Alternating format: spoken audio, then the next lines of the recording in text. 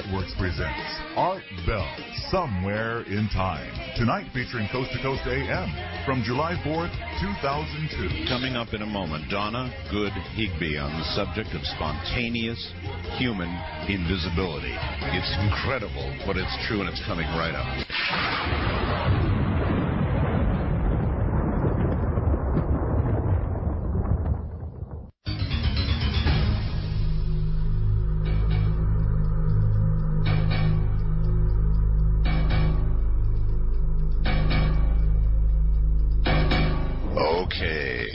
Donna Good Higbee has always had a very keen interest in the paranormal, metaphysics, esoteric studies, and religion. She began having mystical experiences when she was just 18 years old. Donna graduated from the University of California at Santa Barbara with highest honors and a BA in religious studies. It's interesting. Her interest in UFOs began in 1993 when she began working as an assistant and public relations agent for a nationally known UFO researcher.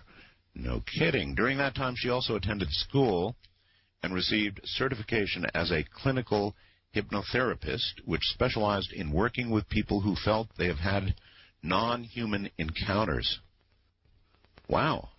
Donna was the founder and director of CEIT, Seed Contact Encounters Investigation Team. That's a research organization that studied abduction encounters and trends from 1993 through 1998. She also established Donna Promotions, a company that brought guest speakers like Dr. Roger Lear, you know him, Robert O'Dean, Mark Davenport, Leah Haley, John Carpenter, Michael Glickman, all kinds of stars like that to Santa Barbara to give seminars and lectures. In 94, she began an investigation into human spontaneous involuntary invisibility and maintains the only database in the world of such experiences and reports. A book is in the making, apparently, not out yet, though. Now, here's what happened. One of you wonderful listeners, in fact, I've actually got it here. Let's see, actually, you know what? This came from overseas. This came from the Netherlands. Oh, isn't that it? I had never noticed that. This came from the Netherlands. And it's 7 pages, so compelling. 7 pages so compelling that Donna wrote that somehow got out on the Internet. I'm about to ask about that.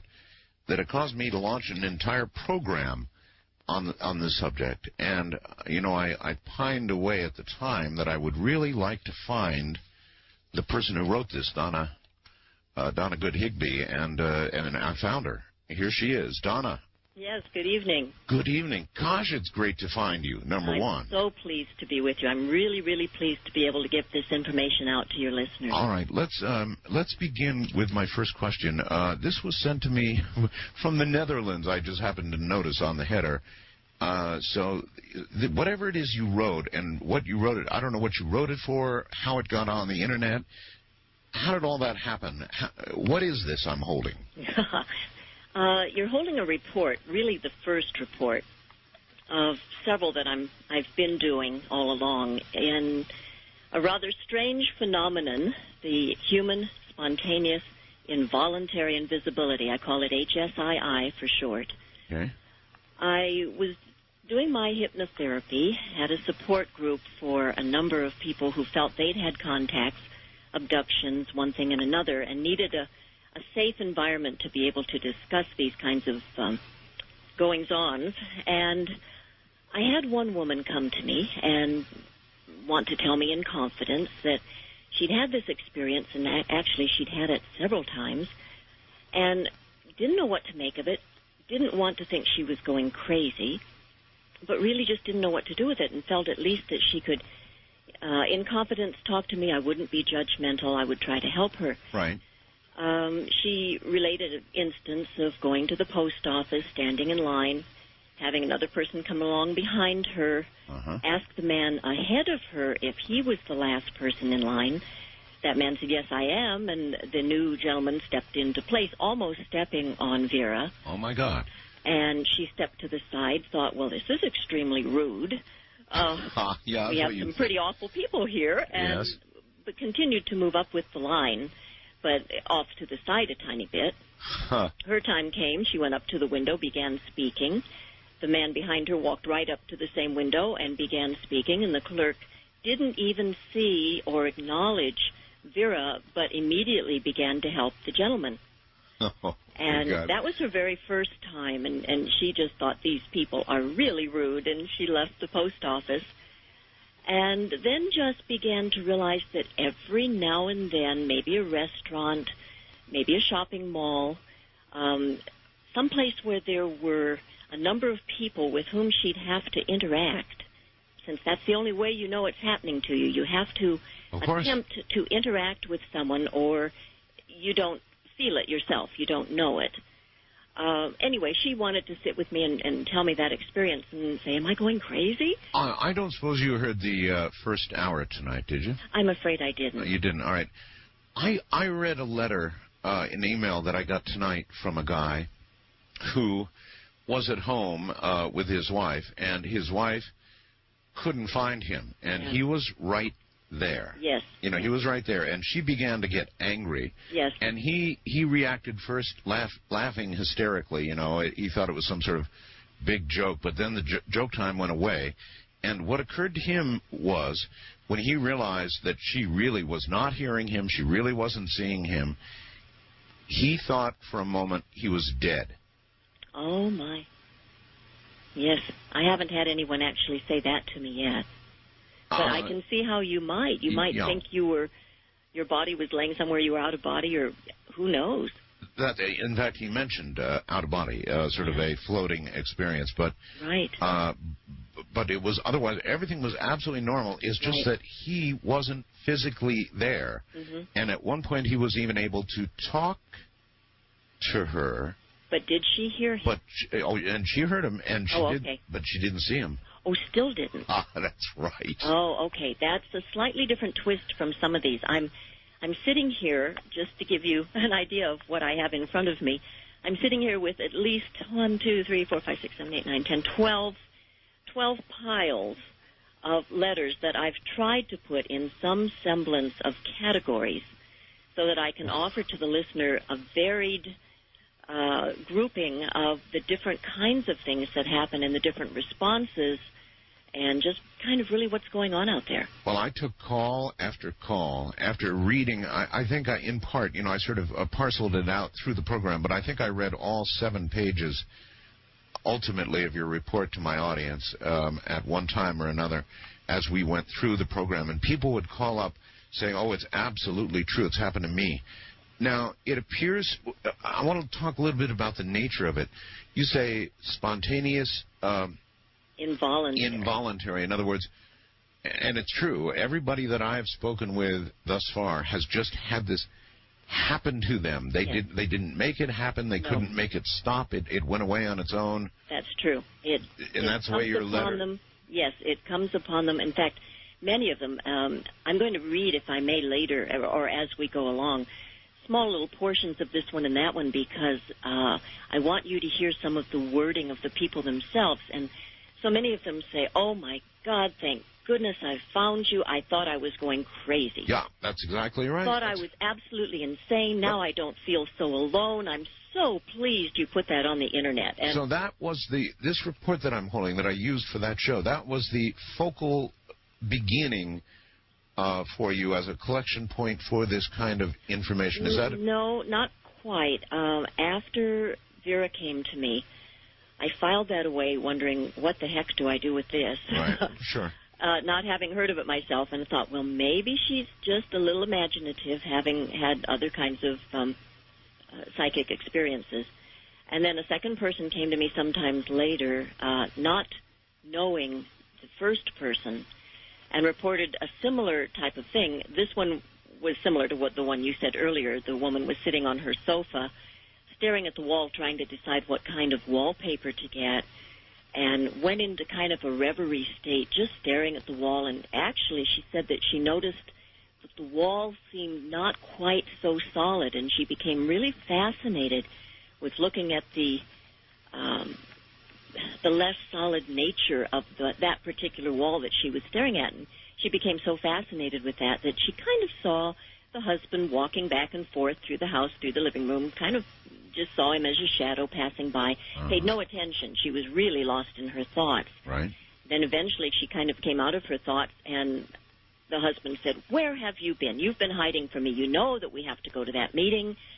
You know, why have you done this to me?" He was just outraged, was just yelling at her, and she was sitting there flabbergasted because she'd been there. She was in an altered state of some kind. Yes, and this has been reported by, in fact, I have, again, one of my categories is the time problem, so I won't really address it right yet, but there are different kinds of problems that seem to impinge on this one main one of just not being seen.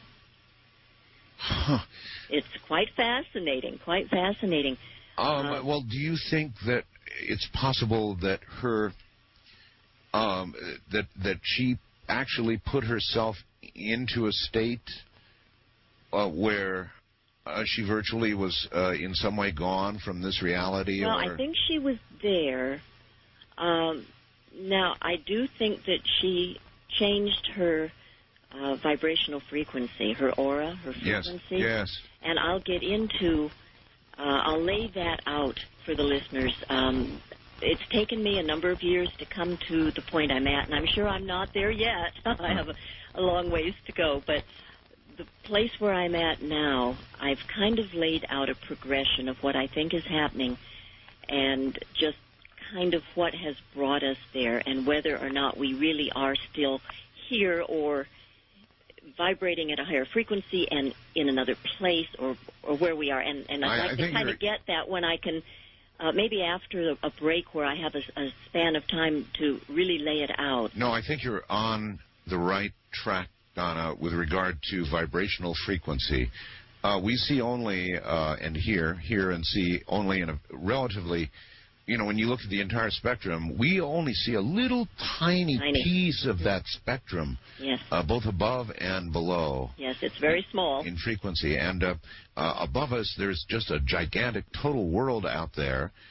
And I went through this thing, I'm sure.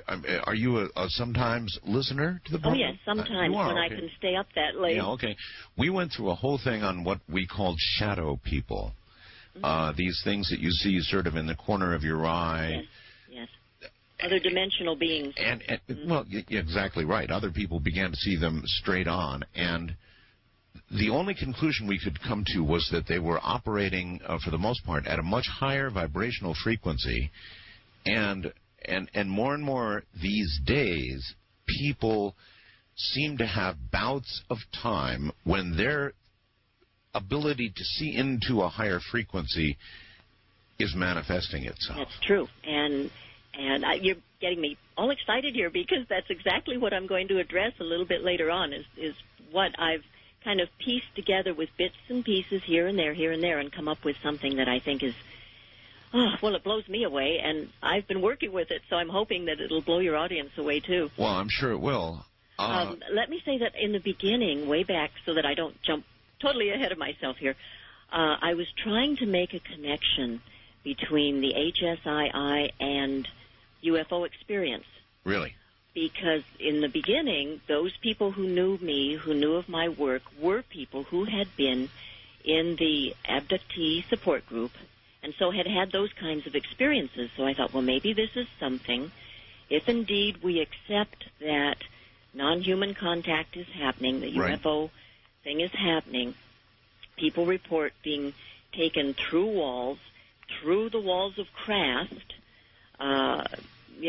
gone through procedures or whatever they go through, and then returned through the wall of the craft, through the wall of their own home. That's right. And put back in their beds or living room or whatever. It would be a natural assumption for you to make working in that field and a natural connection. Now, how do you feel about that now? No, I tried real hard to put that together because I thought that would be a new take on the whole subject. But I've got, I must have, I think I counted up on all my zip disks something like 1,400 letters and reports and research papers from other researchers at this point. I have so many cases of this, and when I look back through that, I can't really make a case for a link-up between HSII and UFO involvement. A number of those people who have been, quote, abducted seem to have this experience, but maybe if indeed their UFO experience is a real accounting, their vibration was changed at the time, and so then they would be able to have these kinds of HSII experiences. But as your database built, obviously... I can't make a clear correlation. The numbers that had no correlation to UFOs probably began to go up out of sight, and so naturally you're going to say to yourself, something else is going on here. Yeah, I've set that aside, kind of off on the back burner for the moment, and as I've pursued some other avenues, which again, like I say, I'll mention, I think I'm closer to what's happening than I would have been had I stayed on the track of the UFO. I'm sure that's correct, and we could have a separate, and maybe should have a separate discussion about abduction. I'd love to do that with you, but I'm really reaching to understand what's happening. So many subjects boils down to, we start saying, there's some sort of veil that's beginning to lift. There's something that's beginning to change. It's probably within us. Part of it's within us, but part of it is not. Or let's say there's some external factors coming into play right now that are changing us inside, put it that way. What do you imagine? Well, do you want me to? Have we got to know you're going to go off for a break? Well, don't worry about the breaks. Just, we'll just segue right around it. So just plunge into it. Let me kind of lay it out, if I may, then. Because I kind of progressed to a point here. I think the human, well, not everyone, I think a number of people are undergoing this transitional process, this raise in frequency. And I think there's several factors that build up to this. And if I may, I'd like to just give a real quick read to a letter, a very short letter. All right, well, that you better hold for the break. Do you think, let me ask you one question, do you believe that this change that's going on, both internal and external factors considered, and we'll talk about that, is occurring demographically evenly? In other words, is it happening to older people, middle-aged people, and younger people at a roughly equal rate? Seems to be. In fact, two of the letters that I held out to read to you, one is a 17-year-old boy who has a punk band, and the other is a 70-year-old woman who's telling of an experience with her husband. All right, we're going to do all of that and more. Hold on. It is now the bottom of the hour. I'm Art Bell. This is Premier Networks. That was Art Bell hosting Coast to Coast AM on this Somewhere in Time.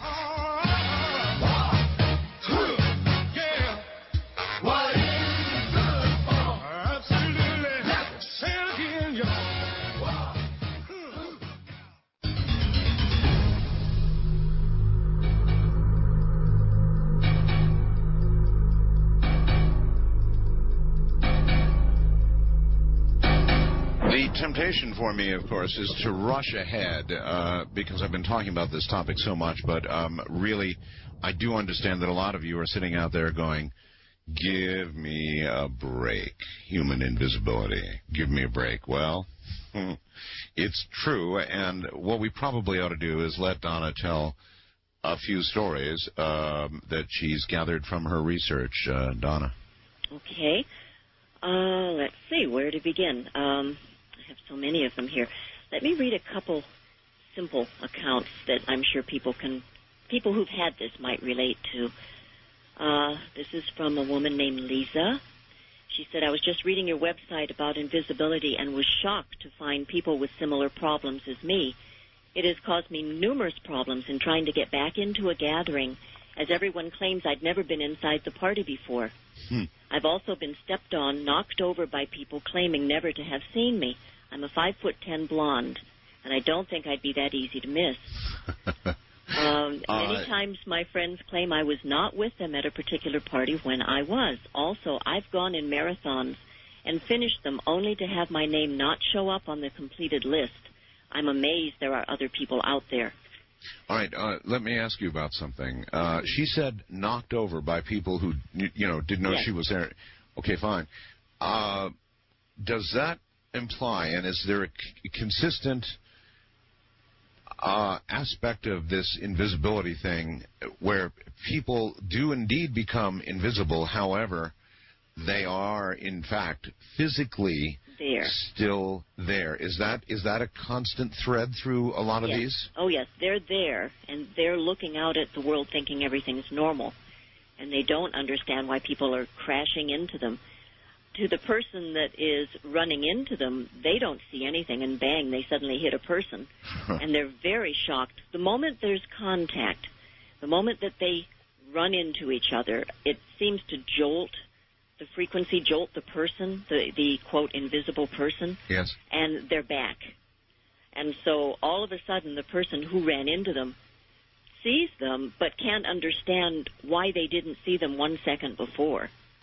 So it's as much of a shock to the person running into them as it is to the poor person who almost gets run over. Right. I have never run into an invisible person, but I can guarantee you if I did, it would put me in shock. Yeah. I would go into shock. Yeah. Now, I've certainly sensed, I've had moments in my life, many of them, and I know everybody in the audience has, when you have sensed somebody's there. I mean, the hairs on the back of your neck go straight up. You know, I think it's a primal thing in our brains. We know when there's a presence, whether it's visible or not. Mm-hmm. You think so? I agree with you. I think, and again, unless, we wouldn't know there was an invisible person in our midst because we plain wouldn't see them. Yeah. It would only be the invisible person trying to communicate with us, trying to interact with us, who would know that they were in some kind of a state that they didn't really want to be in, they weren't happy about. This woman's in Australia. She says, I'm a very big, tall girl with long black hair. Sometimes when I go shopping or out in the mall, I feel I'm not really there. I feel very calm, very relaxed, just listening to the birds or watching people. Sometimes I get a fizzy feeling, like after you blow up a balloon and you feel you're out of oxygen. Mm-hmm. Then I go to the counter and I stand there waiting to be served, but no one sees me or acknowledges me. Mm-hmm. Someone else will come up to the counter and they'll serve them straight away.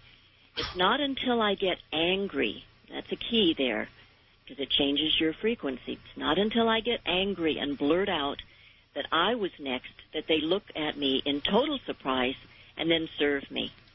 Most girls have said, I didn't see you, I'm so sorry, when I was standing right in front of them. Uh-huh.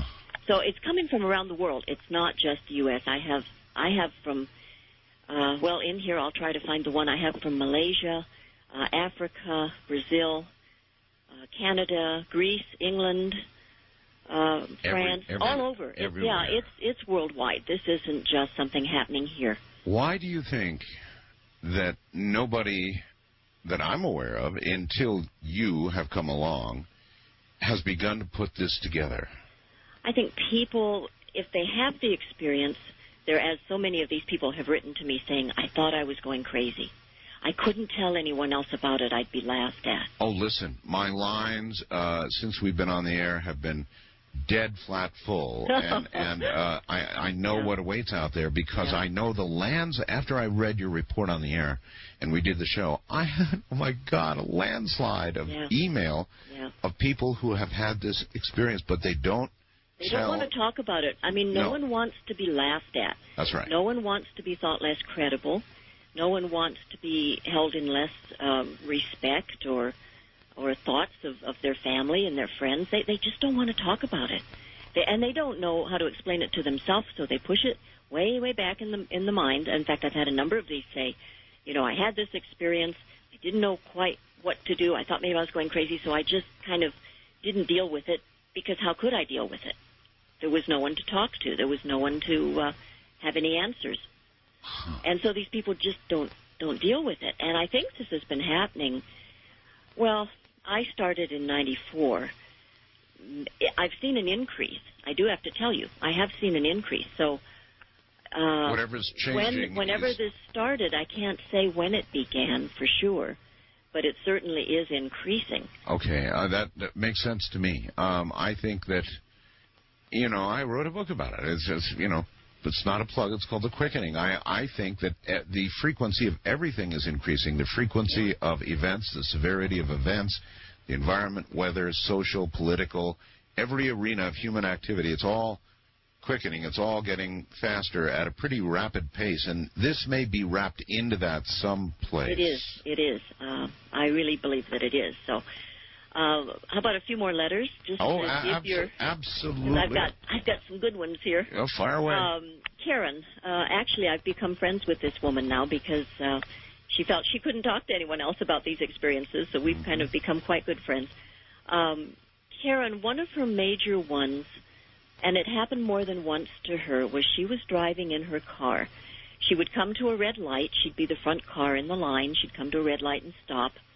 Pedestrians would be crossing the street, and she'd notice that they kind of peer in, and pretty soon they're over there looking in the car windows, staring into her car. The light will go green. She'll begin to inch forward past the people, and they all have a fit because as far as they're concerned, this car is driving itself. Oh, Donna. They cannot see a driver, and she has had that a couple times. Oh, Donna, right on the money. I've had this is it's a whole separate thing. Only it's the same thing. I've had zillions of reports of driverless cars. Oh, have you really? Oh, Donna. Oh, how funny. Well, over the years, you'll never know. Oh, that's very interesting. Well, when we drive, especially if it's a route that we've taken that we don't have to think about a lot, yes, we get, I think, at least I know I do, into just kind of a very relaxed state. Oh, almost hypnotic. Almost. And, again, that puts you into a different brainwave frequency and can change your frequency, as I'll show here. But it's just, anyway, that was Karen's experience, one of hers. Okay. And the poor gal had... This other one only happened one time, but it was very disconcerting to her. She went off to a massage parlor. She was due to get a good massage, so she put on her white robe, waited in the little waiting room. She was the only one in there. Said that she was kind of cool being just in a robe, so she sat in the window in the sun, and she's got bright red hair, and here she sits there with a white gown in the sunshine, and the... woman whose client she was came in twice, looked all around the room, didn't see her, left, came in a third time, walked over to a file cabinet, started making some notes on a clipboard there. She was almost knee to knee with this gal, with Karen, and suddenly, for whatever reason, well, I think Karen spoke. I think she said, well, I am here waiting, and the poor lady just about jumped out of her skin. Because as far as she was concerned, bang, this woman just appeared. No, I hear you. In other words, when she actually vocalized that, when she said, I am here waiting, that's an exasperated, emotional response that would snap her right back out of it, huh? Well, it's very interesting because I find two things. One is that maybe 50% of the cases, when they speak, they are suddenly seen. But there's another percentage, and I don't really truly know how to address this yet, that they can speak all they want. Like Vera in the post office, hey, I'm next. And people still do not hear or see them.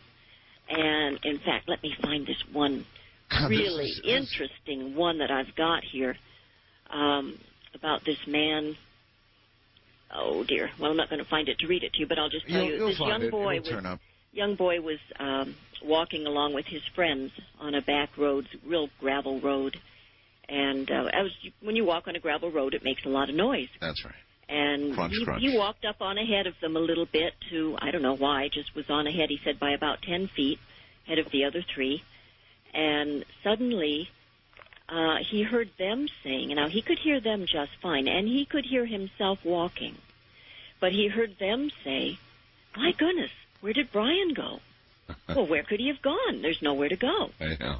And so he stopped, and he turned around, and he started to walk back towards them. Now, he can still hear himself. He can hear them. It wasn't until he got 3 feet in front of them and said, what's wrong with you? I'm right here, that they could see him again. And then suddenly, now, did they report In other words, do you have stories from the witnesses of seeing people suddenly appear? Do you have as many stories that way as you do of those who have disappeared? Probably not. I think so. Well, no, I've got... No, not quite as many. You're right. I have a number of them, especially once people found out I was collecting this database. People wanted to say, well, guess what happened to me? And they would write to me. But, most of them are from the point of view of the poor person who experienced it, who just has to get it off their shoulders and tell their experience. Now, I do want to say to those people that are listening that think, oh, well, anybody can make up a story, there are a few components of this phenomenon that I am not reporting, I am not talking about, and it helps to keep these letters honest, because when they write in and they have those components in them, and I've not spoken a word to anyone about them, I know that this person's having that experience. So I learned that in the UFO field. There's certain things you just simply don't identify or report. Many of the finest UFO reporters I know, and that includes Peter Davenport, who used to appear here regularly, does exactly the same thing. There are things he will hold back that helps him qualify the storyteller. Yeah, you have to do that. You have to do that. And then there are some you can just tell by the emotional content in their letter that they are feeling this. They are upset. Now, how much correlation is there with invisibility and sightings by the people reporting these invisibility stories of apparent non-human entities? And I don't mean as in a... in an encounter, you mean? An encounter sighting, or an abduction or anything like that, just a sighting. I can't say I can find a correlation, honestly. No, most of these folks, if you talked UFO to them, they'd probably go, what? Well, no. I'm not saying UFO. I'm just saying non-human entities. A lot of the any kind. As in shadow people, as in what we call shadow people, as just a name. These shadow beings, these whatever they are, that sort of are at the edge of vision and occasionally then in full vision. I would think there might be a correlation. There could be. I honestly haven't. Or this, we're off in... As a parallel study here. We're into Zulu land here. I mean, nobody exactly has done a lot of work in this area except you, and so I don't know that we can end up drawing a whole lot of conclusions about what this phenomena is. We're just guessing, right? Well, yes, I don't know for sure, but I've got some interesting stuff here that, if you'll bear with me, even though it may not seem related at this very second, it will pull together. Yeah, tie it. That letter that I mentioned earlier that I'd gotten, scientist friends sent me a copy of a newsletter that was posted about 5 years ago. And it says, NASA reports changes in sun. In 1994, NASA sent the spacecraft Ulysses out to measure the magnetic activity of the sun. The scientists recording readings at the sun's equator at the north and south poles. What they found totally confounded them. The recorded readings were exactly the same for both the north and south poles. In other words, there was no longer a north or south pole on the sun. The sun had lost its polarity. That in addition to the disappearance of the sun's magnetic polarity, their findings seemed to indicate that now the sun was emitting a new type of light. I remember Our that sun story. is a hydrogen-based sun. As the hydrogen atoms fuse, they produce an atomic reaction, which literally powers our whole solar system. And in this fusion, the sun gives off light and other emissions, which, of course, we get here, right? Well, the readings taken by the spacecraft indicated that the sun is now becoming a helium sun, and that the light and the emissions coming from the sun are different. This is particularly interesting given the Mayan prophecy that talks about how in the final or end days we would receive a new light from the sun. This is actually occurring now. I'm still reading from the newsletter now. God. That a few months later, scientists detected fluctuations in the Earth's magnetic field, both fluctuating from side to side and becoming weaker in its magnetic strength. Then I go to a letter that came from let me find it here, a German friend of mine who's working in Russia, and he said, I'm going to quote just a part of it, says the geomagnetic field of the Earth is undergoing huge changes. In the last 20 years, the field has not only been dropping, but has become erratic. During the last 2 weeks of September 94, the world experienced a geomagnetic field wobble. Airlines worldwide were forced to manually land their airplanes because the geomagnetic field of the Earth began to move. I reported that extensively on this program. Yeah, then during July and August of 96, 2 years later now, the South Pole was actually moving around sometimes as much as 1,000 miles off its normal position. And pilots are having serious problems from time to time in this regard. End quote of his letter. But then I did some more work, and it said in the summer of 98, the Russian computer models showed that we passed the point where the geomagnetics could be reversed, meaning that whenever a system gets to that stage, it's going to go to zero. Right. Okay, so we've got that component. We've got geomagnetics going to zero. Number one, issue. Number two, at the same time, we've got the Schumann Resonance is increasing. Now, the Schumann Resonance is that signature frequency that is from the surface of the Earth to the bottom of the ionosphere. Right. Runs that whole area. The fundamental frequency for perhaps thousands of years was around 7.5 to 7.8 hertz. You're right. But that level is going up. Right. Greg Braden, who's the author of, I've got it here, Awakening to Zero Point, The Collective Initiation, reported in 96 that it had risen as high as 11.2 hertz. Now, according to Russian scientists, it's even risen above that. So the prophecies of the native tribes and, all the different peoples around the world that say there's going to be a vibratory frequency change on Earth during this period of time seem to be correct. The North Pole is migrating right now to the degree that if it continues, it will be in Russia. I see. Well, so we've got that going, and we've got this Schumann Resonance going, and what's interesting to me is the rising Schumann Resonance has been confirmed by NASA because their recent readings of the Earth from space show a rise in the frequency hum emitted by the planet. Boy, so even NASA is verifying that our frequency is going up. Okay, so there we've got that. All right, hold it right there. We're at the top of the hour, Donna. Now, she is so right on in so many ways. First of all, her information is dead on the money. I'm getting a little more than I bargained for here. This one very smart lady. And I've got a couple of words about the sun and the changing emissions from the sun and emails that I've been getting that I'll bring up after the break, and we will continue with Donna Good Higbee. I'm Art Bell, and this is Coast. The trip back in time continues with Art Bell hosting Coast to Coast AM. More Somewhere in Time coming up. I can feel it coming in the air tonight. Hold on.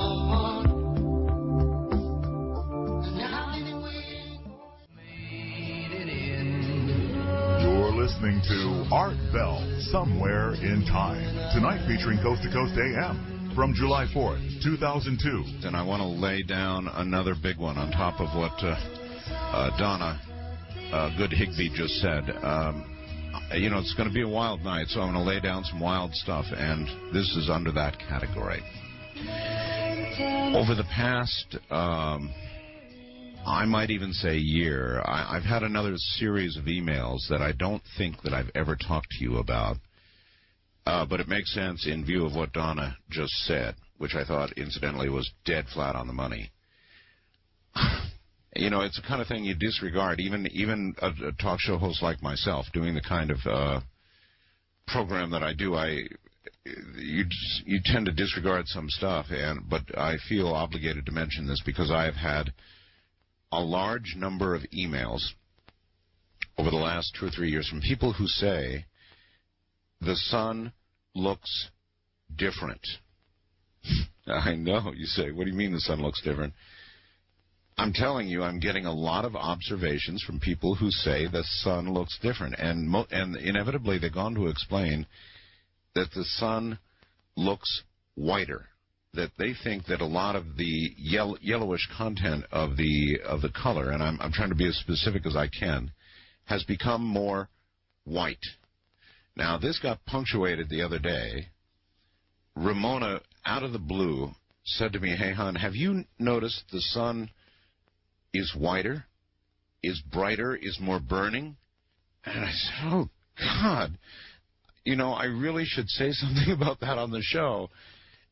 And I did notice it myself when I looked. Now, you're not supposed to look at the sun, everybody, of course. Everybody always gives out those warnings, right, when we have eclipses and so forth. So don't go look at the sun. But under certain conditions, I have, and yes, I have noticed it. So there's another wild one to just throw out there and into Zululand that's going to generate 1 million responses. I know it is.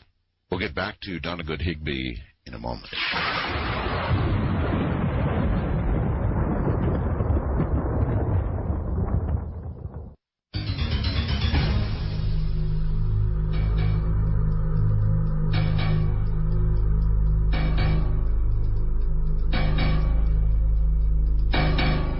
Back now to Donna Good Higbee. Did you hear what I just said about the sun? I did. That fits in perfectly. A helium sun, I think, might appear that way. That's very interesting. Yeah, I know. Well, and now I'll get 1 million emails about it.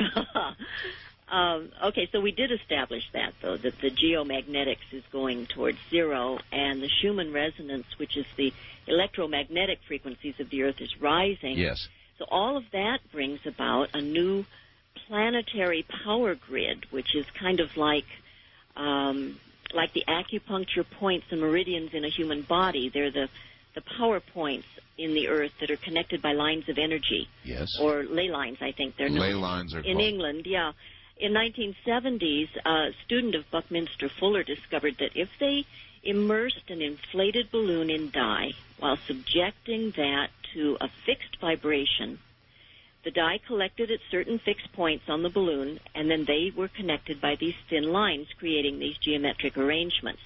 Well, when they increased the frequency, the original points in the lines all disappeared, and they were all replaced by new dye points and lines of a much more complex configuration. Wow. And I think that's exactly what's happening to our planet. We're like our Earth is like the dye points on the balloon, and it's responding to this change in frequency, and the planet's power grid is changing into a totally new structure as this Schumann Resonance rises. Let me interrupt you for just a second, Donna. I've got a man who would rather not give his name in a place. I'm not even sure he wants to give the place he is. He's in law enforcement, serious, some kind of undercover law enforcement work, and I want to bring him on and let him say what he will say. You might add this to your files. Sir, welcome to the program. Well, good morning, Art and Donna. Hi. Let's see, what can we call you, Mr. X? No, you can just call me Ron. Ron. Okay, Ron. All right, good enough. We'll use Ron. You have been, and even currently now are, in some form of undercover government work, huh? Well, currently I work for the government, but in the past, years ago, I was a police officer. Okay. All right. But you're currently working for the government, so obviously you don't want to give any information other than that about yourself, right? That's correct. Okay, done deal. Do you have a story that relates to what we're talking about? Well, I used the technique for invisibility when I was a police officer, and for a lot of my, just on my routine patrol, and then also when I was doing a lot of undercover work. You're actually saying you developed a technique, a way that you could, at will or with some level of, how did you do it, sir? Okay.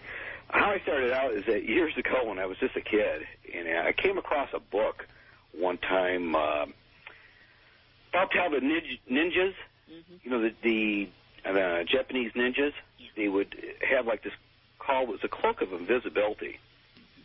And where apparently their enemy couldn't see them. And I thought, wow, I could probably do that. And I used to just play around and just like putting myself into an altered state and having like my friends and people not really see me. You know, they would just look right past you. And like years, I just kind of like played around with it. And then years later, I got on a police permit. This was on a big city. And I thought, well, how can I use this on a lot of my police work. Well, I practiced projecting a lot of this when people would be making like drug deals on the street and stuff like that, and I'd be in full uniform, and I would have it where they would just see me as a regular person, and of course, I would make an arrest. And in other words, they didn't see you as a... They never saw me as a police officer. They didn't even see my uniform. They saw me just as a regular person because that's what I was projecting to them. And how do you think you did that? I kind of like projected in their mind that I was just a customer. So you were.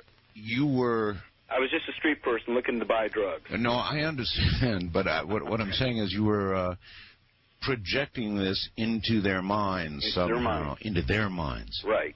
That they couldn't see me, only see me as a regular person. And that really worked time after time? It surprised a lot of people that I was able to get a lot of arrests.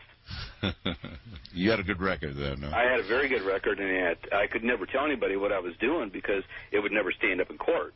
Oh, no, I wouldn't recommend that on the stand.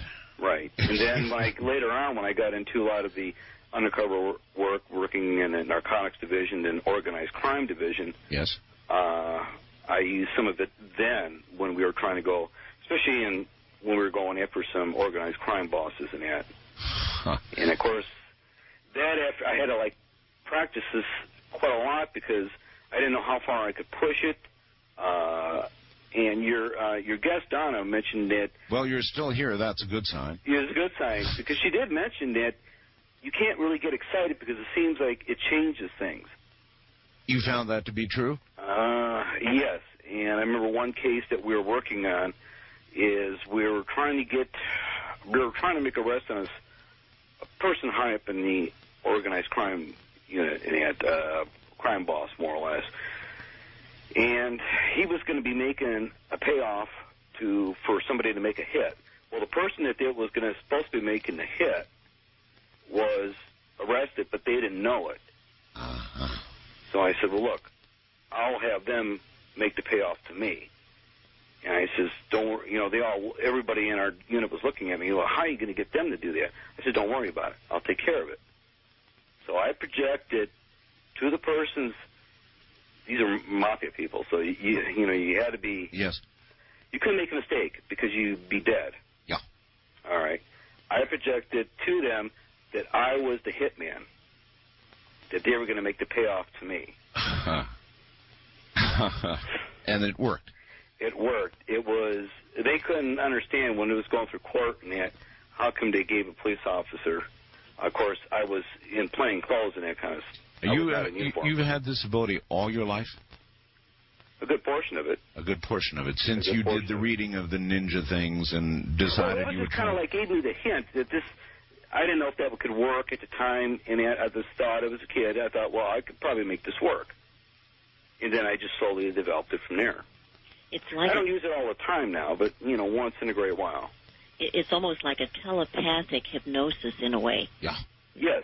It's slightly, that's wonderful if you can do that. It's a little bit different what's happening to the folks that I'm investigating, but that... We're talking about where other people don't even see you. All right, listen, that's right. That's what You're saying you've done that. I've done that. Yeah, okay. Sure, no problem. Listen, I can't tell you how much I appreciate your calling in, and it will add this to the record, I'm sure.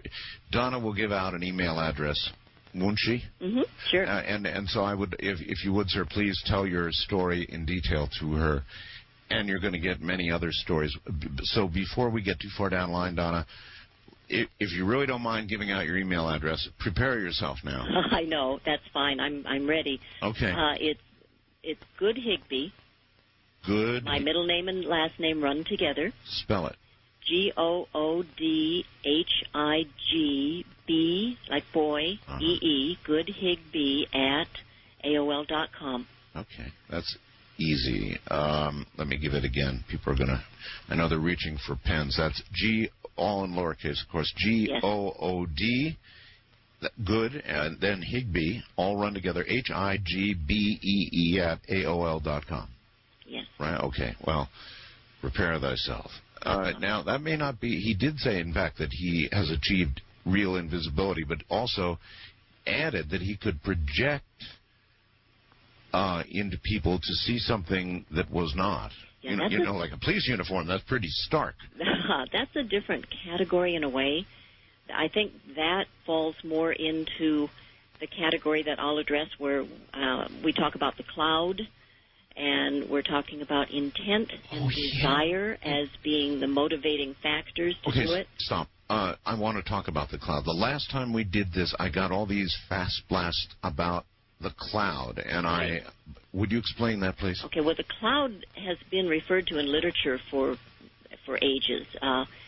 It's said that the Catholic saints through the ages have been able to levitate and disappear into these mists or clouds, and Jewish literature mentions Moses disappearing in clouds that form around him, and folklore talks about clouds. The Mayan Indians say that their wise men were able to surround themselves with clouds. So this is something that's been going on for a great long time. It's a different phenomenon than HSII. I believe that the cloud is, well, let me back up just a bit. These people use their minds, they use their intent and their desire to be unseen, and that desire alone pulls to them, shall we say, well, it's a kind of matter, but it's above matter. In my paper, I wrote electrons. That's not really quite accurate. It's a kind of an energy even above that. I think we would have to call it more like spiritual energy. It's between absolutely pure spirit and the first inkling of matter as spirit descends into matter, right before you pick up electrons with their negative charges and start looking at the things that we say are components that make up the atoms that make up matter.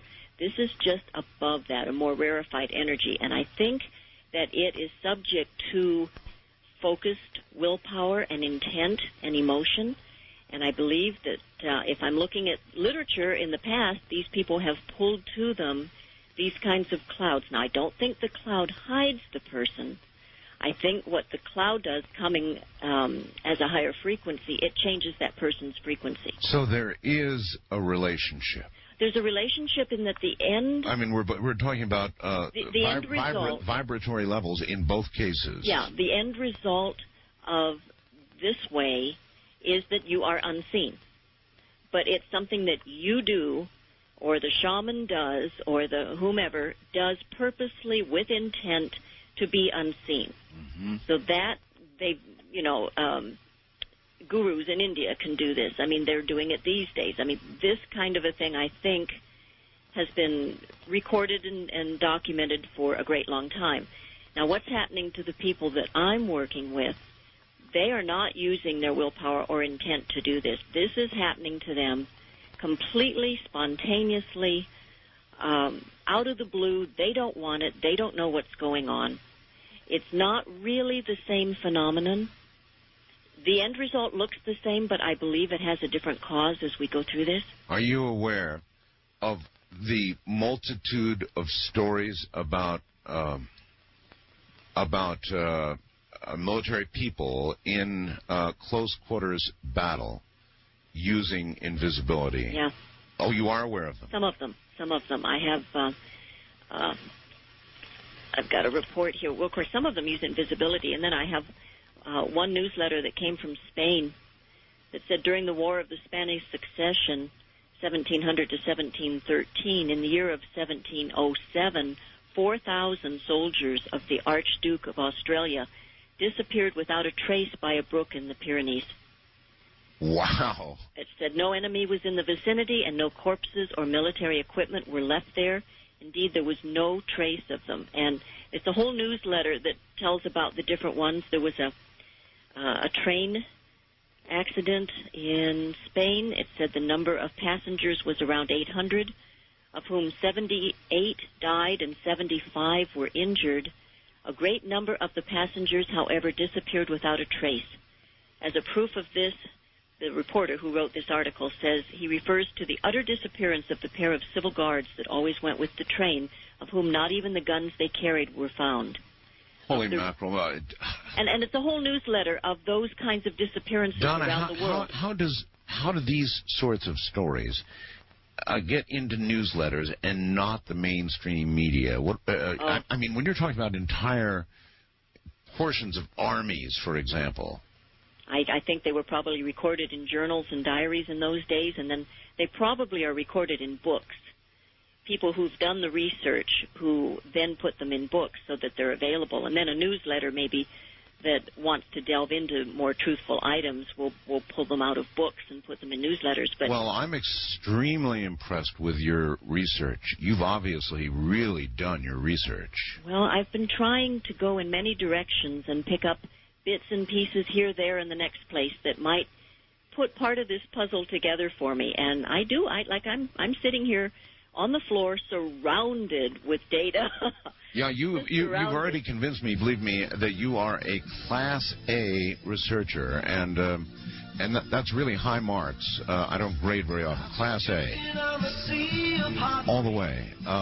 As I listen to her, she's got it nailed in every direction, nearly as I can tell. So, extremely interesting stuff regarding the resonance of the Earth, regarding the magnetic changes that we all observed. Strange stories. Yeah, we get them here, only they turn out to be true. I'm Art Bell, and this is Coast. You're listening to Art Bell, Somewhere in Time. Tonight featuring Coast to Coast AM from July 4th, 2002. Hold on to what you got.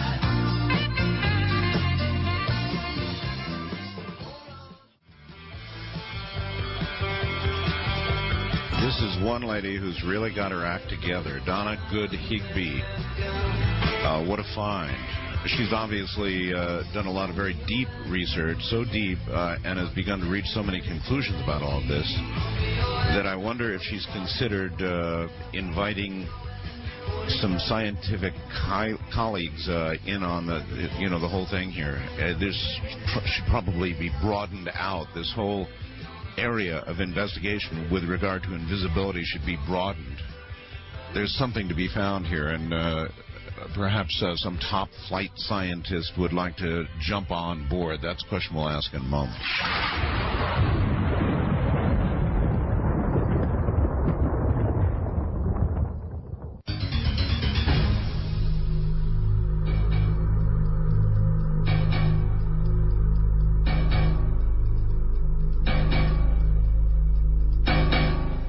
John in San Antonio, Texas,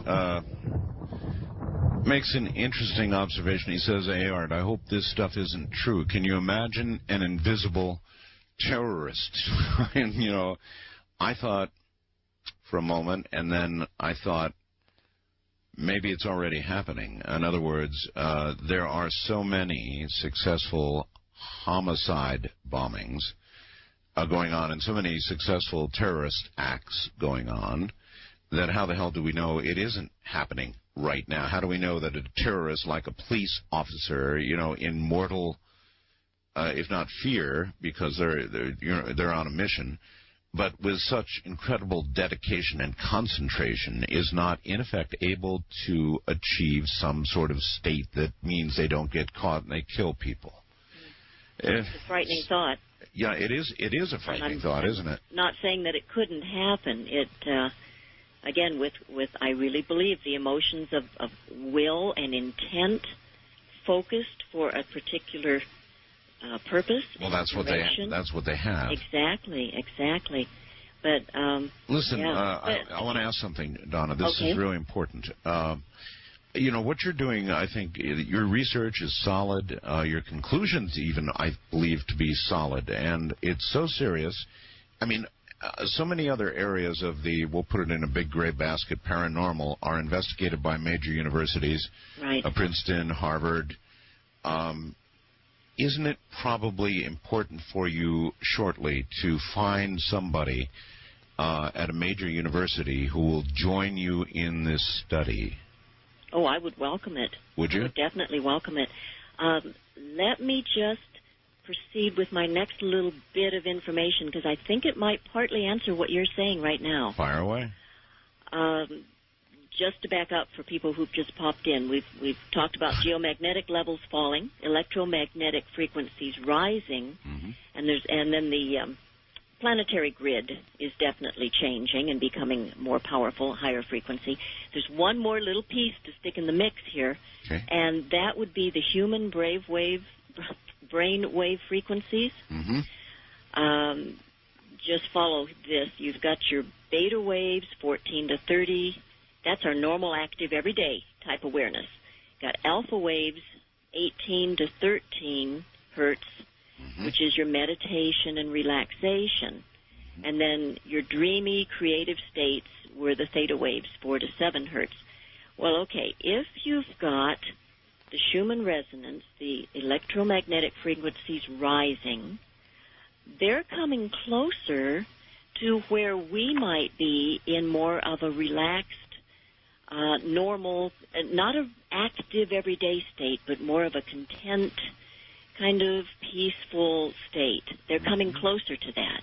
That's interesting. And some work was done at the Heart Math Institute, Northern California. They did a number of experiments, and they discovered that when a person's brain waves approaches the level of the Schumann resonance of Earth, that a locking of the frequency occurs. Let me be clear about something. Is it the brain approaching the Schumann resonance, or did you mean to say the Schumann resonance probably approaching the specific area of the brain that we're talking about? No, well, it's the brain waves, and in their studies at least, they took someone who was an adept meditator, and they put electrodes on him so they could monitor everything. This was done totally scientifically. Right.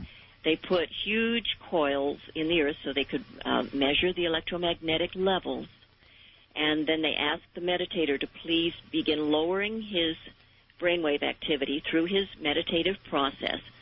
And it was so fascinating, because what they found was when the person came to it was two-way street. First of all, when the person approached the level of the Schumann resonance, his brainwaves kind of jumped. When he was fairly close, they kind of jumped and locked in with the Schumann resonance, and there was what they call an entraining going on. They were just locked together, and at that point, the person really experienced kind of a oneness with everything. They talked about feeling one with nature, one with God, just this wonderful state. Sounds very Native Americanish. Very nice. Okay, so they found that actually took place, but then they took the same man, took him out to an area where there'd been a good lightning storm, which throws that electromagnetic levels out of balance, put the same old coil in the ground, put the electrodes on the man, and brought him down into the level where the Schumann resonance should have been, because it was out of whack now with the storm. Gotcha.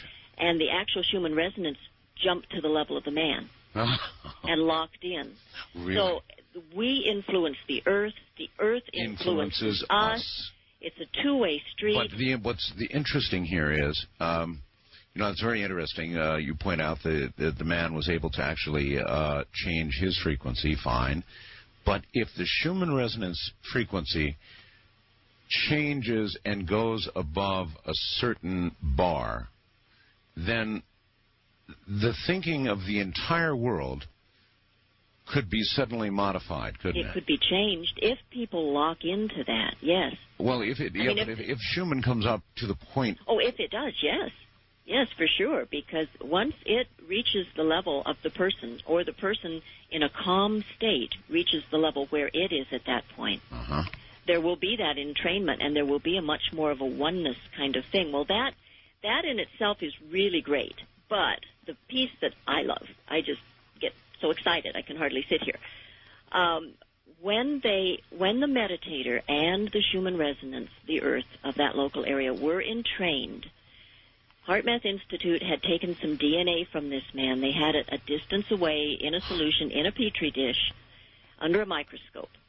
Now, when the meditator entrained with the Earth, and if he was able to experience the oneness and go into what he called planetary love, compassion, gratefulness, just this wonderful... Oneness, whatever. Yeah, but very positive emotions. The DNA actually began to unravel and rebraid at a higher structure, which would indicate more information coming in and higher consciousness.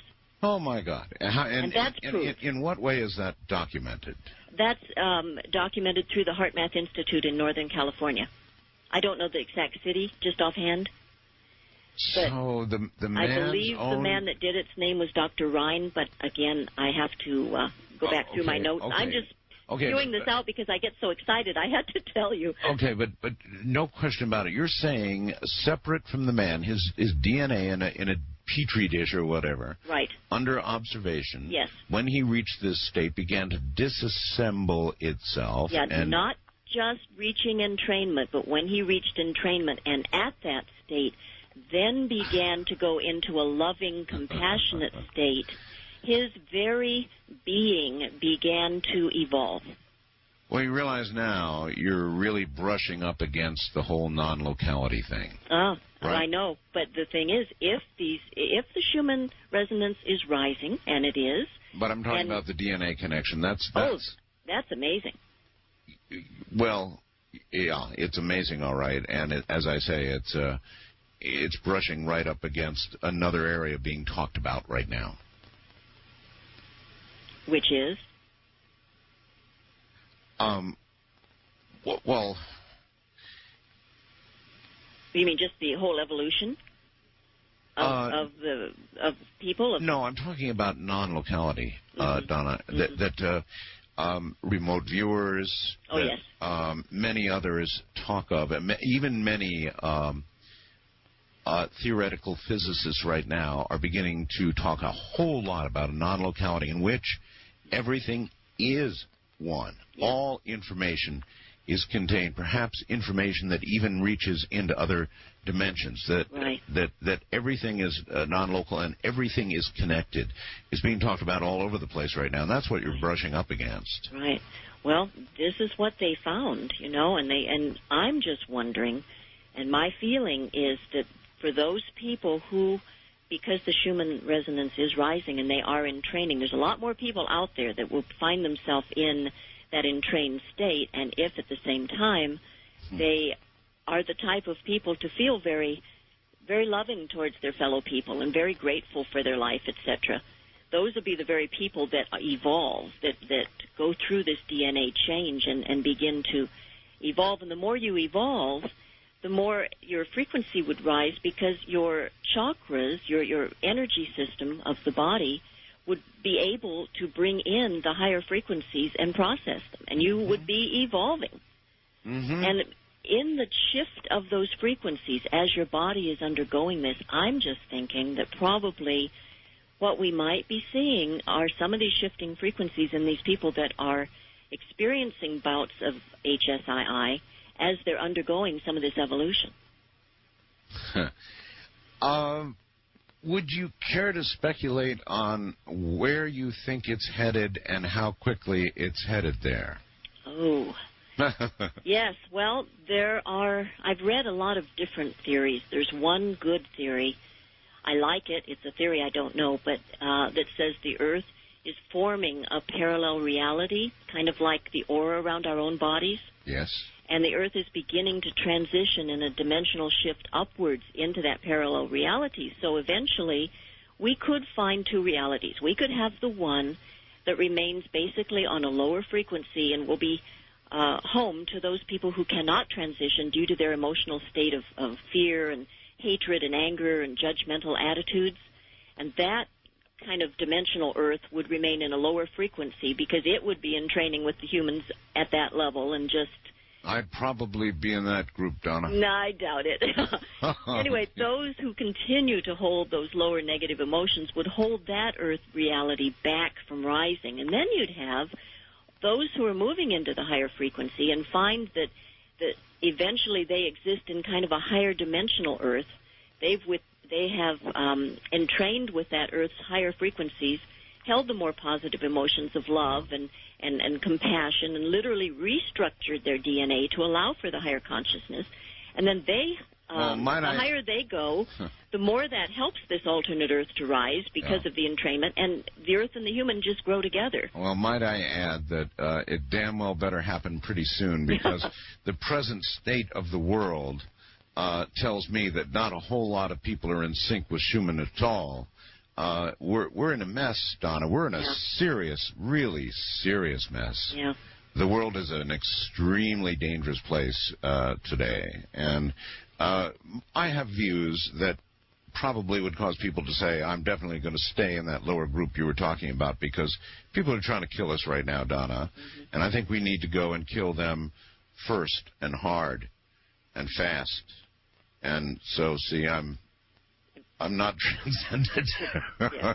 Well, you're looking at the one reality of the world here, what's happening. I am looking at reality, yes.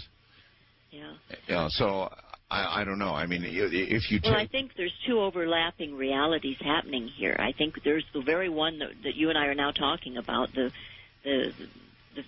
terrorism, the hatred, and all the really awful things that are going on here. The environmental degradation. All of that. Things are awful. That's a whole reality.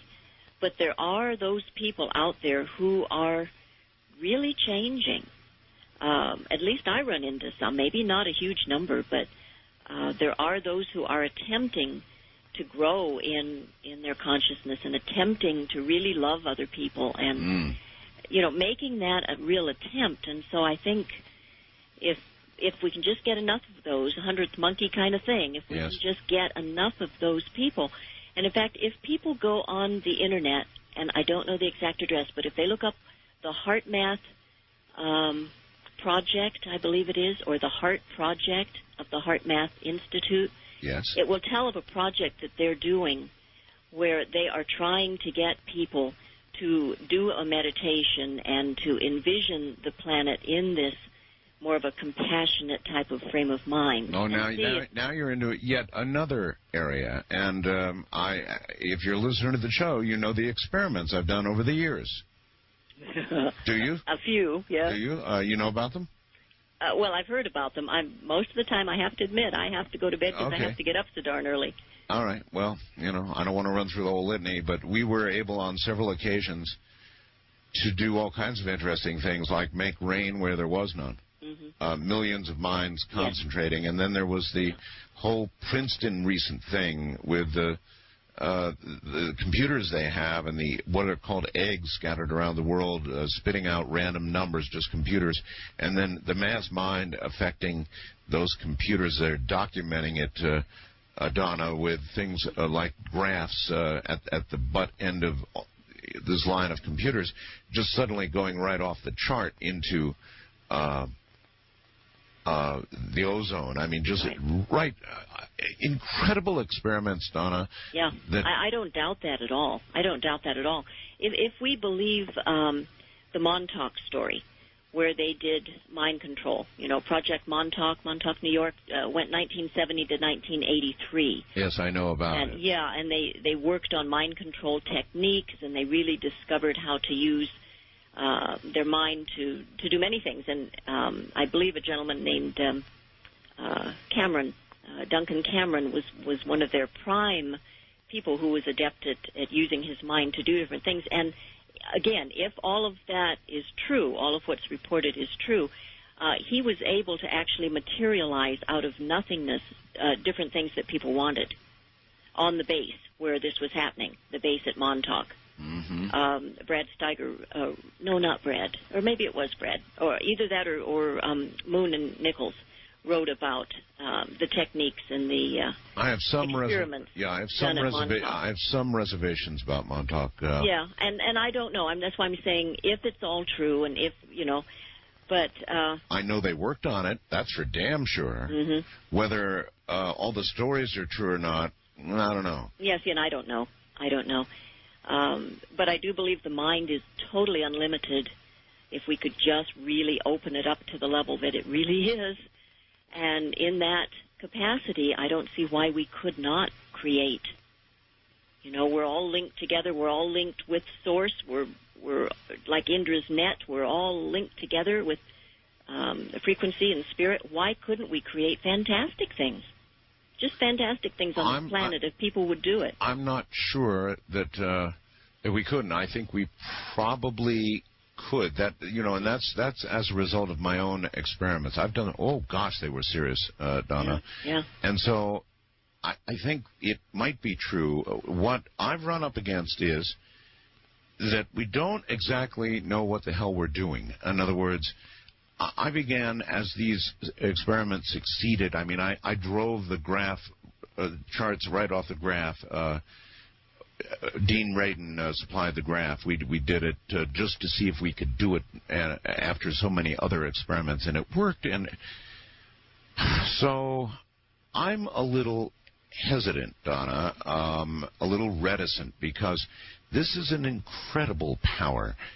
And it might be that it's like toying around with Mother Nature, and if you reach out to do something, it might have an unintended consequence.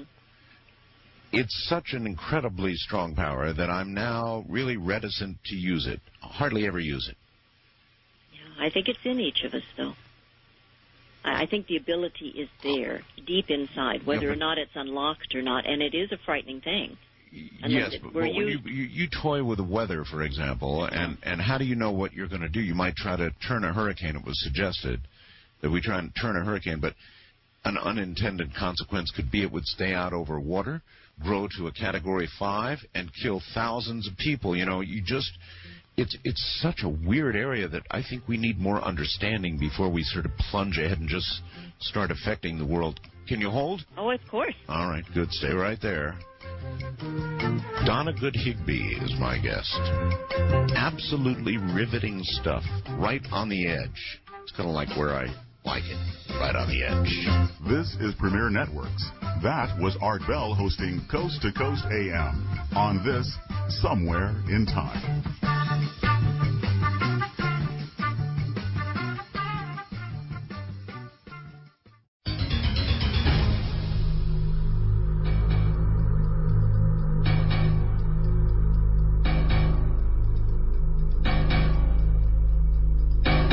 Once again, Donna Higbee, and we're going to go this hour to the phones to some degree.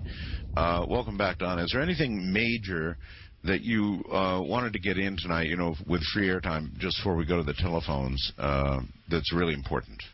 Not anything that we haven't at least covered. I still had some interesting letters, some with multiple witnesses, but maybe they can be saved for email correspondence with people who are interested, too. Actually, Donna, I would be rather interested in any example you've got involving multiple witnesses.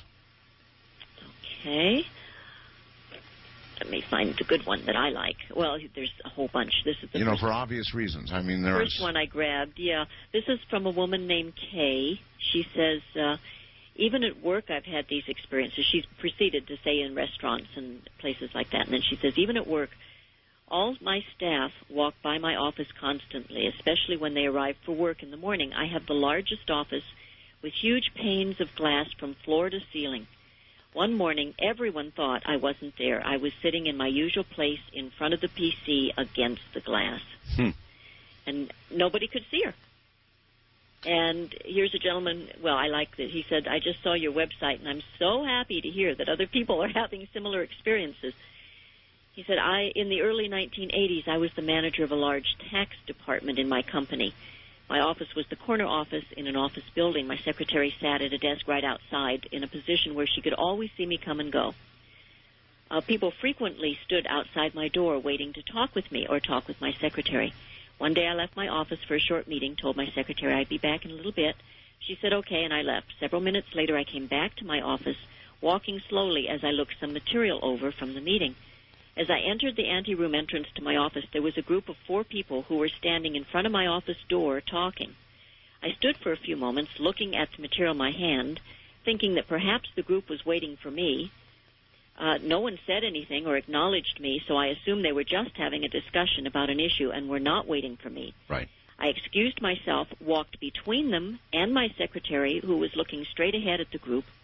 I smiled at the secretary, but she acted like she didn't see me. I walked into my office, left the door open, and sat at my desk to read the material from the meeting. The group continued to stand outside my office talking. About 5 minutes later, my telephone rang, and I heard my secretary answer the phone and tell someone I was away from my office. So I walked to the door and looked out at her. She looked at me, jumped out of her seat, and said, "How did you get in the office? I've been waiting for you, looking for you. How long have you been there? How did you do that?" She was visibly shaken and turning pale. The other people standing outside my office turned and looked at me in disbelief, their eyes and mouths wide open. They said they had needed to meet with me about an emergency issue and were anxiously waiting for me to return. Wow. My secretary was so shaken by the experience that an hour later her hands were still trembling. And he goes on and he says that he's had other experiences like that. That's absolutely amazing. Yeah. That's amazing. Yeah. And it's going on, and we need to know so much more about it. That's true. All right, let's go to the phone lines and see what's out there. It should be really interesting. It should be, yes. All right, here we go. First-time caller line. You're on the air with Donna Good Higbee. Hello. Hello. Hi. Donna, amazing knowledge you're speaking of. And I was wondering, and this kind of ties in with what Art was saying about the mass brain consciousness and these cycles of violence that are just absolutely spinning out of control and an ideology that you can actually kill them all before they will kill you all, and it's just this absolute logic loop that's just it seems insane to me that people would believe this. Now I'm wondering, these folks that are experiencing this, do you know if have they come to these same conclusions, or meaning are they peaceful, or are these at times violent people, or no. Is this phenomenon somehow associated with like a Christ consciousness? Well, you're asking some big questions. The people that have contacted me, out of all of the letters that I've gotten, and I think I said earlier there's something like 1,400 of them so far, I've only had 2 reports from people who said that they had had run-ins with the police and had had this experience while they were, one was trying to steal clothes in a department store for the fun of it with friends, more of a kind of a high school prank rather than being a real heavy criminal. Right. The whole group was caught and taken to the police department. Everyone was checked out and detained except this one woman. No one saw her. No one asked for her ID. No one even talked with her at all. She finally got up from the group, walked past the guards, and left. And later, when she talked with her friends, they thought she hadn't even been caught. She walked right out of the police station. Yes. Amazing. Yeah. And even the friends didn't remember her being in the police van when it had taken them all away. And then there was a gentleman, first names only, of course, Daniel, said that he was with a group of people who were popping firecrackers. Now, that doesn't sound terribly violent to me either. Again, the police came. There were 12 of us, he says. The cops asked everyone to get their IDs ready. I'm reading this now. I was scared. I remember thinking I didn't want to be there. I was sweating. The cop handed each person back their ID as he passed down the line. Then he would take the ID of the next person and call it in. I was the last person in line. I was also the largest person there. I was even larger than the policeman. The cop never even acted like he saw me, never asked for my ID. Wow. Neither of the 2 cops paid any attention to me. All of my friends thought I had left. Many asked me afterwards where I went to hide. I told all of them that I was there. No one would believe me. Now, those are the only 2 that I've had that talk about any kind of crime, and I don't think again, will and intention, and something else probably, will and intention, and then some force we don't totally understand yet. Right. Right. Right. I would agree with you. And so there is where you and somebody at a major academic entity somewhere in this country need to get together. This is serious enough that I think it deserves a real downtown investigation, and you sure have. So that's the bar I think you've taken this to. Pretty much. Let me just put in here because I think it's very interesting. I got one email, I think it was just in the last day or 2. I've had so many, from someone informing me that I should get a hold of the police department in Orlando, Florida, and ask them about the case that they have of a man who is a criminal in Orlando who has this ability to disappear on them. I guess the entire police force knows this person. Oh. And they said I should get a hold of them, and anybody there could tell me because they certainly know who this man is, and he can seemingly disappear when they're on the chase. So that, you know, there's a criminal mind type for you. But again, we don't know how serious his crimes are. A couple questions, Donna, sort of jumping around. Any correspondence from anybody apparently in this state with the opportunity to see a mirror? Oh, yes, I've had a number of those. Really? Yes. People, again, it's interesting because I've had about 4 or 5 lately. They all were saying that they were in a meditative state purposely. Yes. One woman was sitting on her bed meditating. Her daughter came in. She glanced up. She could see herself in the mirror and see the daughter come in. Now, the daughter came in, could not see the mother, could not see anything in the mirror. Not that she specifically stared in the mirror, but it was right at a good angle. Okay, and you know, that would mean then that the mirror is returning the same higher frequencies, yes, right? Yes, and I've heard that a number of cases, a number of times, to think that does seem to be the pattern. The person can see themselves, but no one else can see them. That would make sense. Yeah, it would. The mirror could certainly be returning much higher frequencies, and so you simply wouldn't be out of range yourself. You'd just be out of range of the other person. The other one, yes. Well, that's incredible. Yeah. Okay, wild card line, you're on the air with Donna Good Higbee. Hello. Hello. Hi. Hi, I'm Paul. Hi, Donna. Hey, Art. Anthropologically, I was thinking about how the idea of matter and not being able to be seen, like possibly... West of the Rockies, call toll-free, 1-800-618-8255. Like Bigfoot, for example, can sort of disappear into the cloud. I think he's an other dimensional being. Or our matter and spiritual and their part, in their evolution. Mm-hmm. You know what I'm saying? As, you know, there's no voice. Let's say, if you're talking visual language, you know, that's how I perceive it. People being able to disappear, whatever you want to call it. Like, say, for instance, all we know is our own language. Like, you're not going to eat that, are you?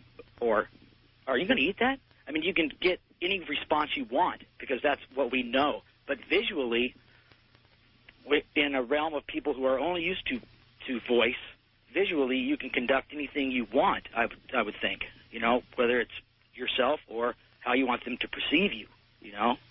Well, are they? Do you think, Donna, they're tied together? Those who are able to be unseen, virtually invisible, and those who are able to project an image into another's mind, there's got to be a connection there somewhere, huh? I do believe there are those people that can project, as we said earlier, but again, their basic motive is intention and will to do so. Yep. And the people that are contacting me are very upset, if anything, thinking they're going crazy. Their last thing they're doing is willing this to happen or wishing to be invisible. There's a few, you know, like maybe these people at the police department that want to not be there and would like not to be seen, and then it somehow happens, and I think they are causing that. But most of my cases, almost all of them, with the exception of just a few like that, this is happening, as my little blurb says, spontaneously and involuntarily. Yeah, but wouldn't that be the case if all of this is true? If everything we're talking about is true, at least people able to become invisible, if that's really true, then that would be an innate human ability that obviously we haven't really explored except for the yogis and, you know, whoever all. That's true. That type of person. It would be a great unknown. So it would tend to occur spontaneously and almost without the person. That doesn't mean that people couldn't train themselves to use this if they knew how. I agree. I think they could. If they knew it existed and they knew how. Now, if you go way back into, like, Patanjali with Yoga Sutras and things of that nature, there were instructions. Patanjali gave instructions in those how to become invisible.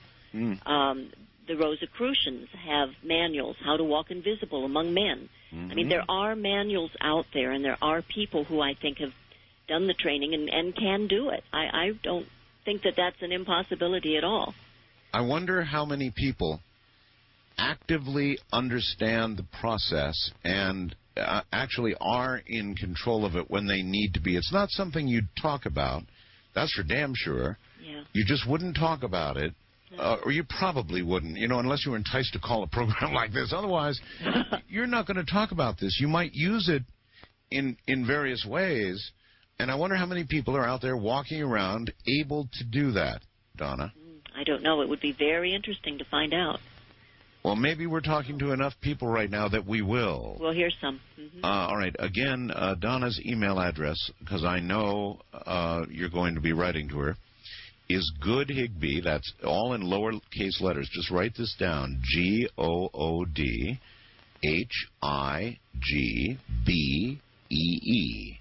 Good Higbee at AOL.com. That's her address. And we obviously need to learn a lot more. And so talking to this many people, I think we can pull enough stories together to jumpstart your research from wherever it is right now, and it's already pretty far down the road. East of the Rockies, you're on the air with Donna. Hello. Hello? Yes, hello. Oh, good. I'm glad. Thank you. This was Richard calling from Lynn, Massachusetts, WRKO. Yes, sir. And I have a fill-in for information that I've never heard anywhere from anyone, and I would like to ask a special favor of Donna or Art Bell or both. I'd like to go offline and give my telephone number to them both. No, you can't do it because... When they have time, they can call me. I'll gladly give them the information. It's not a long story or anything else, but it does clear up a misunderstanding. All right. I think I can put you on hold maybe here at the bottom of the hour and do that. Okay, go ahead, sir. Go ahead? Yeah, go ahead. Is that all you want? Well, I just would like to leave my number so that... I understood that. I can put you on hold and do it during the break. Is there anything you want to ask, Donna, while you're on the air? I'd like to also explain where this universe came from, which the scientists still don't understand, how the firewalkers work, and it's a definite, identical, honest understanding of how it works. So you're saying it's all mental? That's correct, absolutely. But I'm telling you, I want to explain why and how it's mental. All right, I'll put you on hold, and we'll get in contact with you. I appreciate the call, but it sounds like a pretty wide area. West of the Rockies, you're on the air with Donna Good Higbee. Hello. Hello, this is Michael calling from San Jose, and I listen to you on KSFO Radio. Of course, yes, in San Francisco. Right. And allow me to play something of a devil's advocate, although I do believe in the invisibility Go ahead. things that have taken place. Go ahead. There is the voluntary and the involuntary, and speaking strictly of the involuntary, the first thing that struck me when I first heard you talk about this, Art, was that it seemed to me that there was something lacking within these people that were involuntarily not being perceived by others. And I thought that it was a lack of part of their soul essence or spirituality, which is why they were not being perceived. Because when you get charismatic people that walk into a room, even when they are not seen, they are felt. Great people that are in tune with the universe and communicate extremely well with animals. You feel their essence as well. Yeah, you can feel somebody in a room. That's right. But yet, with these people, even with their loved ones, they're not felt. They are not perceived on any level whatsoever.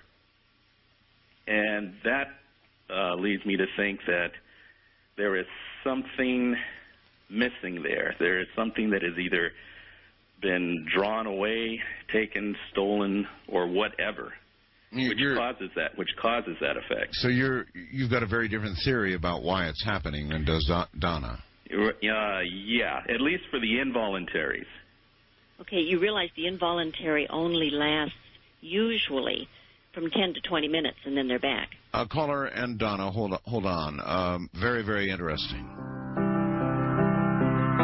Human invisibility. What do you think? There's so much we don't know about all of this, but we're finding out what's known tonight. This is Premier Networks. That was Art Bell hosting Coast to Coast AM on this Somewhere in Time.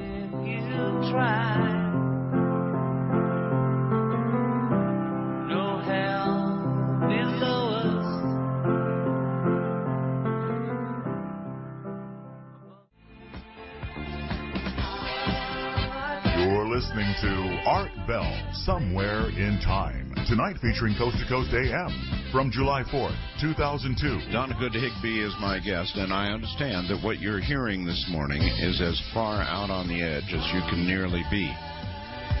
However, what we're talking about is grounded in connected logic that's almost irrefutable.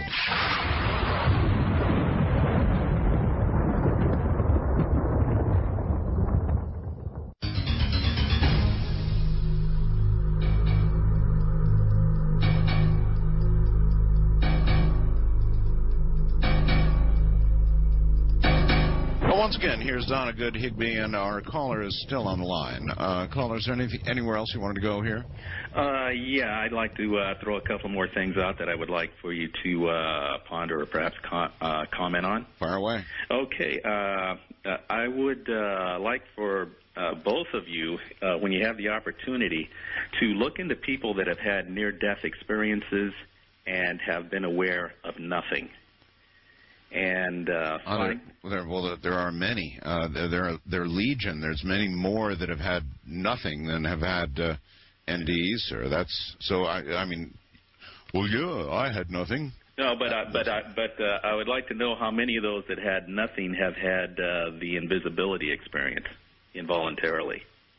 Oh, I see. You see where I'm going? Yes. In other words, some missing important section of the soul would be a common feature in both. Yes. Right. Okay. And when they don't, and that is why they do perceive nothing, because they have something lacking.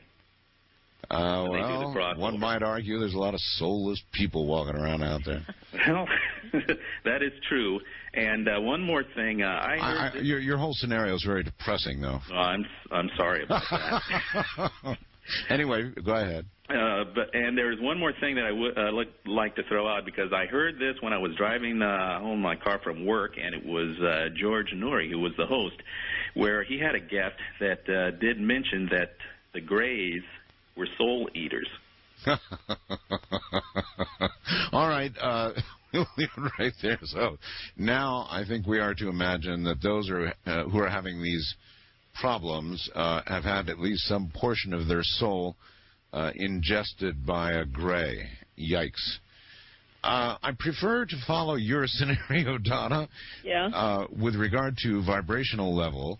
I think that's what it is. I really do. I don't think there's anything missing. In fact, if anything, for those that I've thoroughly researched, I've found them more intelligent, more grounded, able to handle the world. Definitely not the... good, soulful people, you would call them? Yeah, I guess so. I think so. That was a wild one. That really was. Do you remember when I mentioned earlier about the one coming out of Africa? Yes. There was a government deputy minister in the present Zimbabwe government who told once that he and two companions were lost on a mountain near their home. And what I found interesting is he said they wandered aimlessly for 3 days without feeling tired or hungry. They were in a state of confusion, for although they could see the people who were searching the mountain for them, they themselves could not be seen. They shouted and waved their arms above their heads to attract their attention, but to no avail. And then there's a quote from the deputy minister. He says, "People passed us by as though we were invisible." Of course, you mentioned the deputy minister. I'm getting real frequent emails from deputy ministers and kings and princes who are anxious to send, up to $80 to $100 million to my account. There's just this little hitch, and that is that, of course, it's complete fraud. The whole thing's a big fraud coming out of Africa, and everybody's getting spam email. We're going to send you $80 million. Of course, you got to put up whatever it is, number of dollars, to get the whole process started, but you're going to make millions, and it all comes out of Africa. Right. Yeah, I've heard that too. That's really sad. I hope nobody buys it.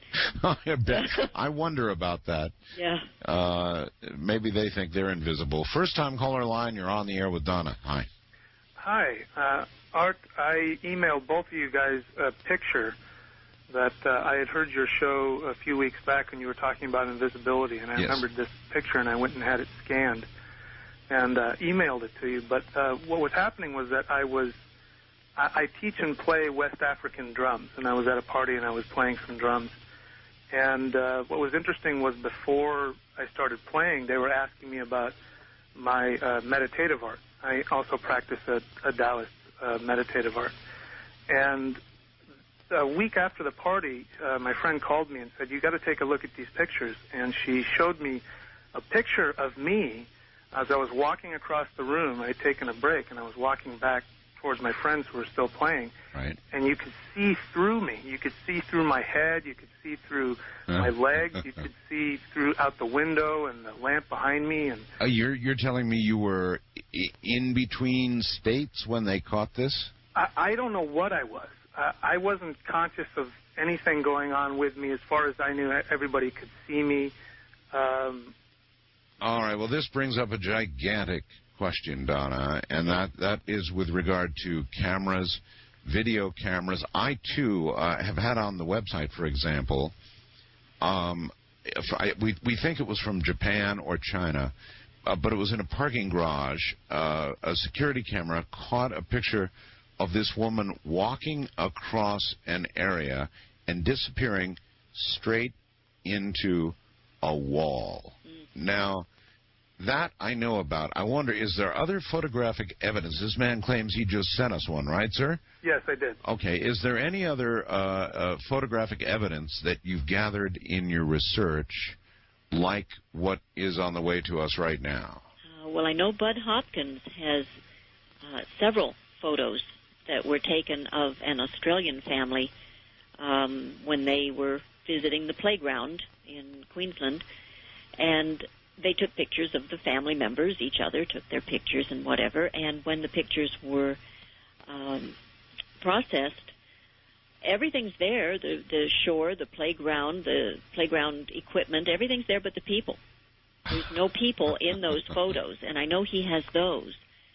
And then I have yet to get it, but I have heard from a gentleman named Sam who said that he and 3 friends were raised in really poor families. They were very hungry, and they had oftentimes gone into local supermarkets just to put food in their coats, not big items, just food, and make a getaway. Well, they returned to one place they had been before, and unbeknownst to them, there were security cameras in place. And very soon they heard the police sirens coming up, and they put everything back on the shelf. But the owner said, you can't get away. I've got you right here on film. And the owner and the film and the boys all went down to the police station, and they popped the film in, and there all the boys were but one, and they had all been standing right beside each other grabbing things. One boy was completely unfilmed the entire time, and they had to release him. Huh. So he just, wasn't there. And then there's a gal named Julie who said that she has an awful lot of problems with electronic doors when she tries to go into a grocery store or a business that has an electronic door. And this isn't all the time, because you have to realize this phenomenon doesn't happen all the time. It kind of selectively just chooses a time when you don't know when it's going to happen. Hops in and out. But again, I would say, Donna, that if it's innate human ability that we just don't train ourselves to and don't know about and therefore don't use, we don't pay attention. It would occur this way randomly. It would just, every now and then it would just sort of, you'd stumble into it. That's true. It could be a very deep-seated ability in us, and we just haven't used it for heaven knows how long, and don't even remember that we have the ability to use this. And then I think probably a lot of the listeners will know about the researcher Katerina Wilson. She's written Alien Jigsaw and a few other books. She wrote me a letter, and I even believe this is posted on the net someplace, but she was giving an experience in an airport where she went into the ladies' room between flights, put soap on her hands, put her hands under those electronic automatic sensors, the faucets, and couldn't get any water. Thought, this one's broken. Yeah. Waited till the lady next to her was finished, popped over her hands under that one, nothing. Uh-huh. And then a woman came up to the one she had just left and very successfully used it. She raced back over to it again to get the last few drops to get some of the soap off her hands. She couldn't get a faucet in that restroom to work on seeing her hands so that she could get the soap off of them. Oh, my. And then there's another one where a gentleman says that his whole family was practicing their golf swings. And let's see. Oh, he was just a young man. He wasn't practicing, but he thought he'd be cute and just walk in front of the camera and be on the film. And when the tape was viewed later, he was there all right, and then he blinked off the film, but everybody else was there practicing the swing. It actually caught... And then he blinked off, was gone maybe 5 seconds, and then blinked back on the film again and continued. Oh, now that's incredible. That's the kind of evidence that I was talking about. Right. And I'm in some of these are relatively new, and I'm in the process of contacting them. So. Gee, I wonder if there's any way, to go to a photo lab and have them dissect this frame by frame. Oh, I wonder. And look for I don't know what, but authenticate, I guess, the fact that he actually disappeared as opposed to an anomaly of film that I couldn't even begin to think about explaining. Right. Well, maybe there's some way of using, and I don't know, I'm just throwing this out, but using Kirlian photography that can pick up auras. Maybe there's some way of using some method to do with that. I wonder if in that state, Kirlian would still continue to register an aura. Yeah, see, I don't know. I don't know. Maybe not. Maybe not. Maybe not. That's right. I think there's also very likely a dimensional element here because I've got a number of these that talk about time problems. What kind of time problem? This is from a woman in Los Angeles. She says, I was in the emergency room at Cedars-Sinai in L.A. when a nurse instructed me to sit on the gurney and wait to be admitted. I noticed dark figures darting about, and the general activity in the ER was slow. I also noticed the PC monitors mounted throughout the CR flicker as though the images were slowing down. I never moved from the gurney. The nurse came back and asked me where I had been and said that I was told to stay put. I know I never moved from where she had left me, and I didn't know what she was going on about. She finally said that I must have gone to the restroom. I did not. I was sitting there the entire time. I thought the experience was remarkable, but never spoke to anyone about it before now. So, and I have others like that talk about time. In my article that you read about Peter in England, who went up to a restroom at a party, used the restroom, came out, went back downstairs, and the woman waiting outside the door never saw him. That's right. Okay, he actually, I've got his original correspondence, and then I've talked with him since then. And while he was in the bathroom, he says, while I stood, well, I'll read it as it says here. While I stood at the toilet, I looked up and caught sight of my face looking back at me from the mirror of the bathroom cabinet. I was shocked by my appearance and appeared to have aged 20 years. My eyes in particular seemed odd and sunken. And then he proceeds to say how he walked out and the woman couldn't see him. He went downstairs, tried to get a cigarette from his friends. They couldn't see him. He went back upstairs again, trying to catch somebody else to find a cigarette. And only then did the woman, who was still waiting outside the bathroom, not knowing he ever came out, saw him come up behind her and was absolutely shocked because she thought he was still in the restroom. Well, now, I don't know what happened there because people have said, why didn't she see the door open and shut?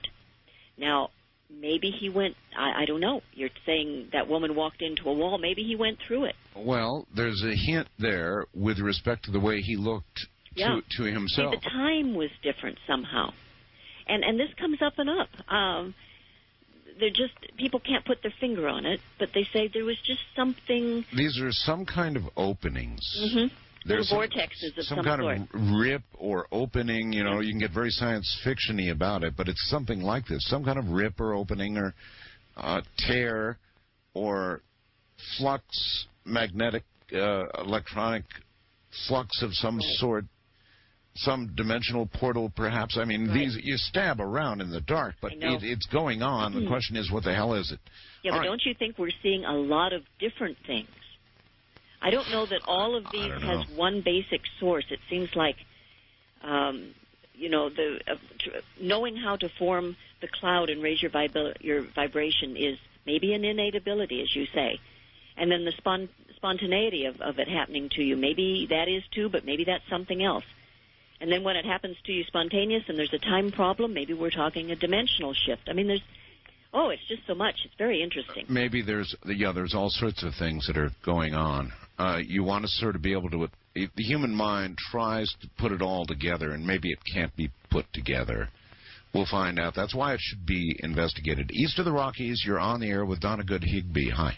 Hi, how are y'all doing? Okay, sir, not a lot of time. What's up? I wanted to see if she had ever recorded a case possibly where someone in the state of invisibility manipulated a physical object in front of witnesses, and then perhaps the witnesses later on recorded like poltergeistic, effects. Poltergeist-like activity. Oh, yeah. There's a really good one. That's yes. a good one. Donna? Yes, I'm happy to address that.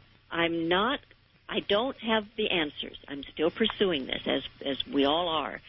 But it seems that anything in direct contact with the person, if they're holding it, they have a coat draped over their arm, whatever, that seems to be included in their frequency shift, and the person doesn't see that either.